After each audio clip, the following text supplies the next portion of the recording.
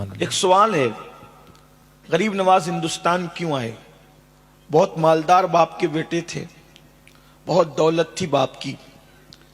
سرکار سید غیاث الدین رضی اللہ تبارک و تعالیٰ نے ایک مالدار انسان تھے، اللہ تعالیٰ نے دولت دی تھی، علم اتنا تھا کہ مدینہ منورہ میں مسجد نبوی کی مسند پہ بیٹھ کر علماء کو حدیث کا درس دیتے تھے۔ سبحان اللہ۔ بچوں کو نہیں پڑھاتے تھے، علماء کو پڑھاتے تھے۔ سبحان اتنی اللہ۔ بڑی ہستی، علمی مقام وہ ہے میرے خواجہ کا، علمی مرتبہ ہے وہ غریب نواز کا۔ اور روحانیت کی بات اگر کی جائے تو کوئی کسی کو شیخ کہتا ہے، کوئی کسی کو شیخ کہتا ہے۔ جب غریب نواز نے دربار رسالت میں سلام پیش کیا، السلام علیکہ یا جدی، تو جواب آیا وعلیکم السلام یا قطب المشائخ بحر و بر، اے سمندر اور خشکی کے پیروں کے بھی پیر۔ سبحان اللہ۔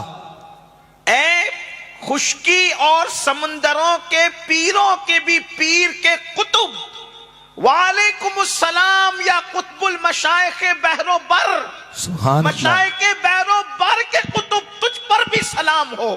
روحانیت کا یہ مقام ہے، روحانیت کا یہ مرتبہ ہے کہ جلسے کا ناظم قطب نہیں کہہ رہا ہے، کوئی خطیب قطب نہیں کہہ رہا ہے، دربار رسالت سے زبان ما اوحا سے آواز آ رہی ہے، اے قطب المشائخ بحر و بر۔ یہ روحانیت کا مقام ہے۔ اللہ اکبر۔ جب عبادت کرتے ہیں، قرآن مقدس ختم کرتے ہیں تو غیب سے آواز آتی، معین الدین ہم نے تیرا ختم قرآن قبول کر لیا اور تجھے بخش دیا۔ تو عرض کرتے ہیں مولا مجھے تو بخشا، میرے مریدوں کا کیا ہوگا؟ ارشاد فرمایا گیا قیامت تک تیرے سلسلے میں جو بھی مرید ہوگا ان کو ہم نے بخش دیا ہے۔ نعرہ تکبیر، بخشش کر نعرہ رسالت، یعنی اور سے غریب نواز۔ چشتیوں کو بخشش اور مغفرت کی بشارت دی گئی ہے۔ جو سچا چشتی ہو اس کو روحانیت کا مقام یہ، علمی مقام یہ، دولت کا حال یہ۔ عزت کی کیا کمی تھی، لوگ پلکیں بچھاتے تھے۔ پھر غریب نواز ہندوستان کیوں آئے؟ ہندوستان آنے کی وجہ کیا؟ ہندوستان آنے والے بہت آئے، کوئی ہندوستان کو لوٹنے آیا، کوئی سونے کی چڑیا کو اجاڑنے آیا، کوئی اس ہندوستان کے اندر اپنے پنجے گاڑنے آیا، کوئی ہندوستان کی عوام کو لوٹنے آیا۔ لٹیروں کا تو روز اول سے لے کر آج تک ڈیرا رہا، کسی نے کسی نام سے لوٹا، کسی نے کسی نام سے لوٹا، کسی نے کسی نام سے لوٹا۔ لٹیرے تو بہت آئے تاریخ میں، لیکن ایک لٹانے والا آیا۔ واہ سبحان اللہ۔ لٹیرے بہت آئے ہندوستان میں، ایک لٹانے والا آیا، اور اس لٹانے والے کو دنیا غریب نواز کہتی ہے۔ سبحان اللہ سبحان اللہ۔ لٹانے کے لیے آج تک لٹا رہے ہیں، واللہ العظیم۔ اللہ اکبر۔ لوگ فقیروں کو دیتے ہیں، میرا خواجہ ایسا داتا ہے، فقیروں کو بھی دیتے ہیں، غریبوں کو بھی دیتے ہیں۔ اللہ اکبر۔ لیکن سلطان شمس الدین التمش کو جس نے تخت و تاج دیا، اللہ کی عطا سے اس کو غریب نواز کہتے ہیں۔ اللہ اکبر۔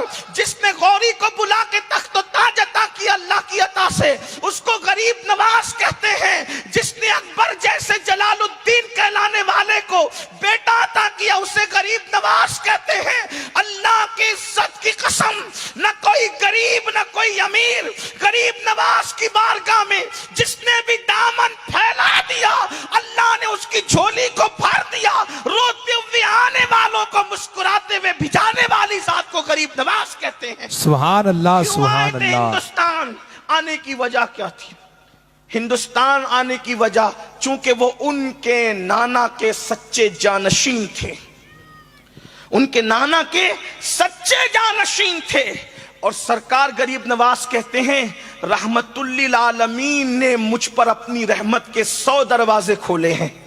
غریب نواز فرماتے ہیں رحمت للعالمین نے اپنی رحمت کے مجھ پہ 100 دروازے کھولے ہیں۔ وہ دروازے کھلے کیسے، کس شان سے کھلے، یہ تو الگ خانقاہی سا عنوان ہے۔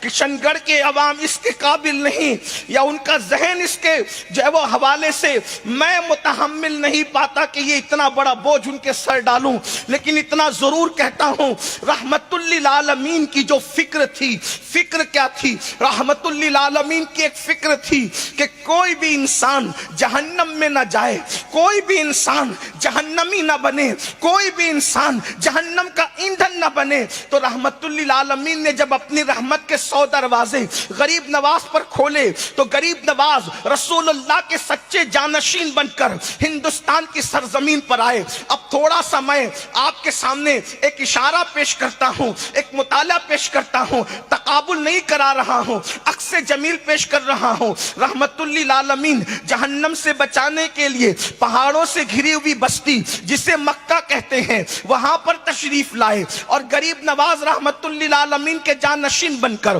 پہاڑوں سے گھری ہوئی بستی اجمیر مقدس میں تشریف لائے۔ وہاں مشن کیا تھا؟ جہنم سے بچانا۔ یہاں مشن کیا تھا؟ جہنم سے بچانا۔ وہاں دشمنوں کا مشن کیا تھا؟ زمین پتھر کی، اللہ اکبر، زمین پتھر کی، دل بھی پتھر کے، اور پھر معبود بھی پتھر کے، اور ہاتھوں میں بھی پتھر لے کر کے رسول اللہ کے خلاف دشمن کھڑے تھے۔ اور یہاں بھی زمین پتھر کی، معبود پتھر کے، دل پتھر کے، اور دشمن بھی پتھر لے کر کے کھڑے تھے۔ وہاں رحمت للعالمین پتھر کھا کر دعا دے رہے تھے، یہاں رحمت للعالمین کا جانشین پتھر کھا کر کے دعا دے رہا تھا۔ اندازہ فرمائیں وہاں کرامتوں، وہاں معجزے کا ظہور تھا، یہاں کرامتوں کا ظہور تھا۔ اللہ اکبر، اندازہ فرمائیں، ذرا غور کریں۔ لیکن فکر کیا ہے؟ بہت میں نے کہا لمبی گفتگو نہیں کریں گے، لیکن توجہ کرنا۔ اللہ اکبر، کشن گڑھ والوں، غریب نواز کے پڑوس میں رہنے والوں، گرد نواز سے آنے والوں، اپنے نانا کی ایک فکر لے کر کے آئے تھے کہ قوم کو، لوگوں کو، انسانوں کو جہنم سے بچایا جائے۔ فکر نبوت کی یہ تھی کہ کوئی جہنم میں نہ جانے پائے، جہنم سے بچایا جائے۔ اس لیے کہ اللہ کے رسول صلی اللہ علیہ وآلہ وسلم جانتے ہیں کہ جہنم کی آگ کو دنیا کا کوئی انسان برداشت نہیں کر سکتا۔ انسان تو انسان ہے، اللہ اکبر، جس کے بارے میں حدیث پاک میں آیا ہے کہ پہاڑ بھی جس میں پگھل جائیں گے۔ میری قوم کے جوانوں بتاؤ، جہاں پہاڑ پگھلیں گے وہاں انسان کے وجود کا کیا بنے گا؟ انسان کی ہڈیوں کا کیا بنے گا؟ انسان کی چمڑی کا کیا بنے گا؟ یہ فکر غریب نواز کو مدینہ منورہ کی سرزمین سے ہندوستان تک لاتی ہے۔ لیکن ایک بات میں آپ کو عقلی طور پہ، فرضی طور پہ سمجھانا چاہتا ہوں، جہنم سے بچانے کے لیے یہاں آ گئے، اور ہمیں خود کو جہنم سے بچانے کی، اپنی اولاد کو بچانے کی کوئی فکر نہیں۔ کیوں؟ کیونکہ ایمان اتنا مضبوط نہیں ہے جتنا ان کا تھا۔ ہماری حیثیت کیا ہو گئی؟ ہماری دنیا کی حیثیت دریا کی جیسی ہو گئی، اور ہماری حیثیت مچھلی جیسی ہو گئی۔ جب مولانا کہتے نماز نہیں پڑھو گے تو جہنم میں جاؤ گے، سود کھاؤ گے تو جہنم میں جاؤ گے، شراب پیو گے تو جہنم میں جاؤ گے، کفر کرو گے تو جہنم میں جاؤ گے، بیوی پہ ظلم کرو گے تو جہنم میں جاؤ گے، ماں باپ کی نافرمانی کرو گے تو جہنم میں جاؤ گے۔ وہ کہتے ہیں مولانا یہ جہنم کہاں ہے، کدھر ہے، کیا ہے؟ ایک بات آپ کو بتاؤں، یہ ہے، آپ کی عقل میں نہیں آتی۔ اس کو دیکھنا کب ہے پتہ ہے؟